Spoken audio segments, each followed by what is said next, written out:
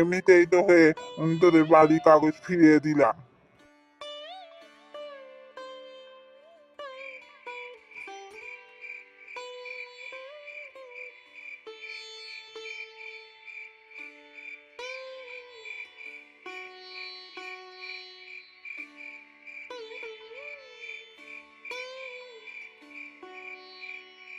বাবা বাবা, আজকে কার মুখ দেখে সকালে ঘুম থেকে উঠেছিলাম, এতদিন পর হুজুর হঠাৎ আমাদের বাড়ির সব কাগজপত্র ফিরিয়ে দিল, টাকা না নিয়েই।